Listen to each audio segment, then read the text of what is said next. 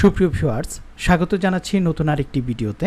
আজকের এই ভিডিওতে আমরা যে বিষয় সম্পর্কে আলোচনা করব সেটি হচ্ছে এইচএসসি বিএমটি দ্বাদশ শ্রেণী বা সেকেন্ড ইয়ারের বাংলা 2 বিষয়ে যে কবিতা রয়েছে, বিদ্রোহী কবিতা কাজী নজরুল ইসলামের।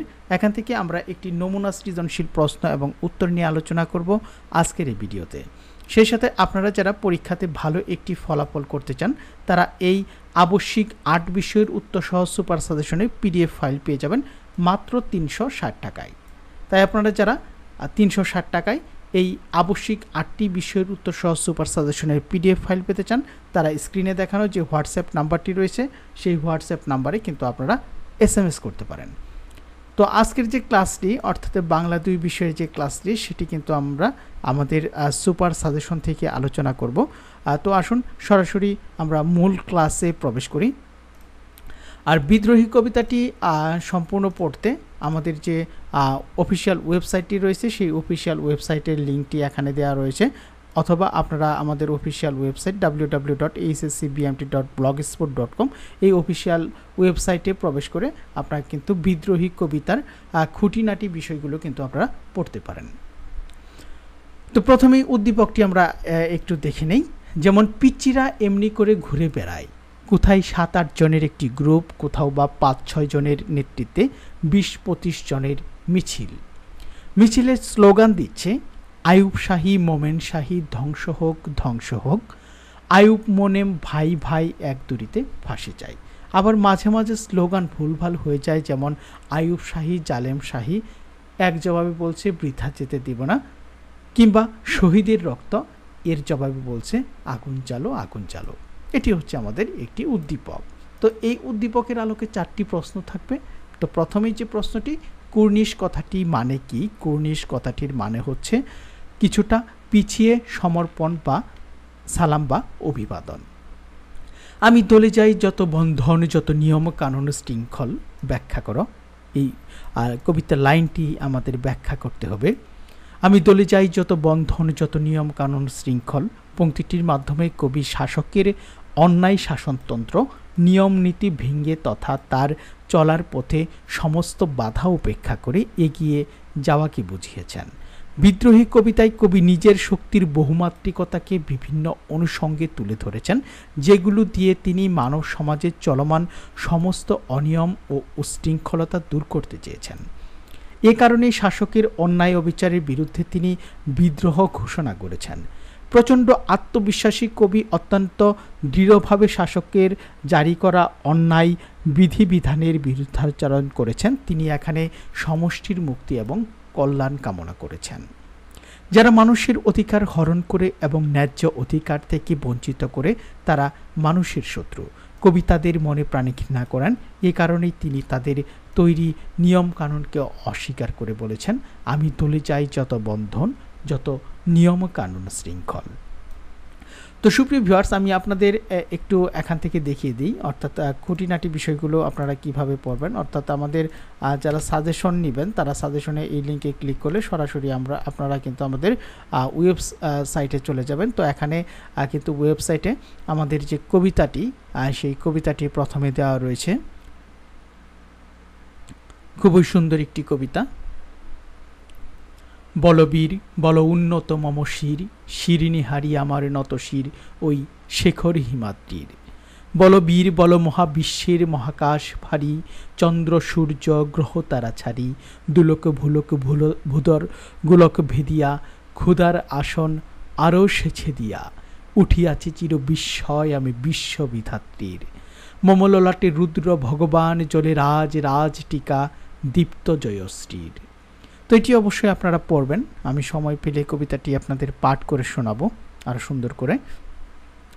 এখান থেকে আপনারা পাঠ পরিচিতি যেটি রয়েছে সেটিও পড়তে পারবেন, এবং এখানকার যে প্রতিটি শব্দের অর্থ রয়েছে সেগুলো কিন্তু খুবই সুন্দর করে এখানে দেওয়া রয়েছে।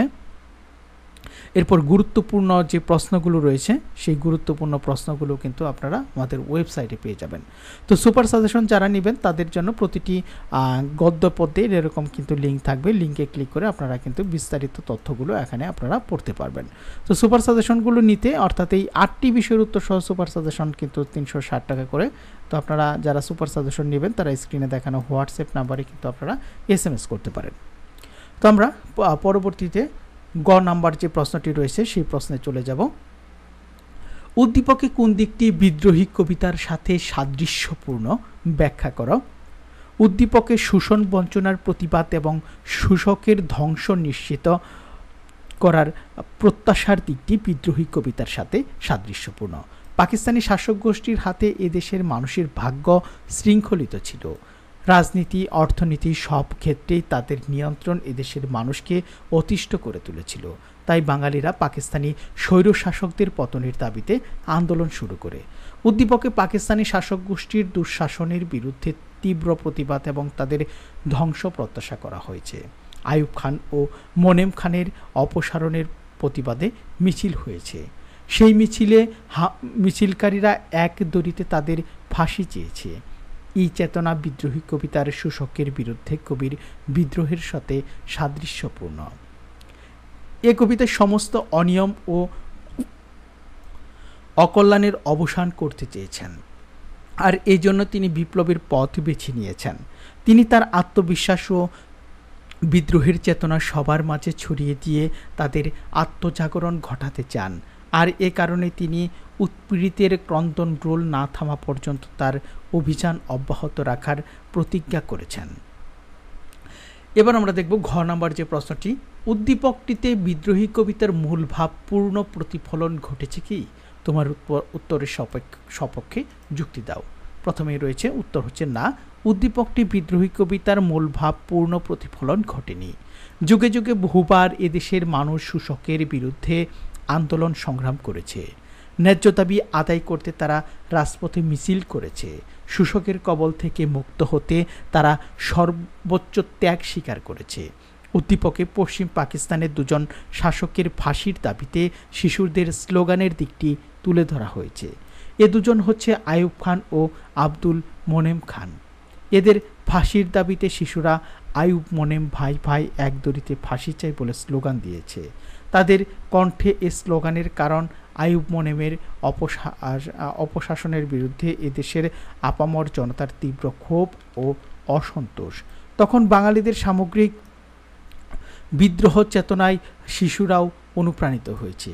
এ দিকটি বিদ্রোহী কবিতার বিদ্রোহী চেতনার সাথে সাদৃশ্যপূর্ণ। এ বিষয়টি ছাড়াও কবিতায় আরও প্রসঙ্গ রয়েছে যা উদ্দীপকে প্রকাশ পায়নি। বিদ্রোহী কবিতায় কবি সমস্ত অনিয়মের বিরুদ্ধে বিদ্রোহ ঘোষণা করেছেন। তার তীব্র প্রতিবাদ চেতনা তিনি অধিকারবতী সব মানুষের মাঝে ছড়িয়ে দিতে চেয়েছেন। তিনি প্রতিজ্ঞা করেছেন, পৃথিবীতে যতদিন অন্যায় থাকবে ততদিন উৎপীড়িতের কান্নার রোল তার কানে আসবে, ততদিন তার বিদ্রোহ অব্যাহত থাকবে। এই চেতনাটি উদ্দীপকে প্রতিফলিত হয়নি। এদিকে বিচার করলে বলা যায় যে উদ্দীপকটি বিদ্রোহী কবিতার মূল ভাবের পূর্ণ প্রতিফলন ঘটেনি। তো সুপ্রিয় ভিউয়ার্স, আমরা কিন্তু এখানে বিদ্রোহী কবিতা থেকে একটি সৃজনশীল পড়ে নিলাম। তো পরবর্তী ভিডিওতে আমরা জসিমউদ্দিনের প্রতিদান কবিতা থেকে আরও সৃজনশীল পড়ে নেব।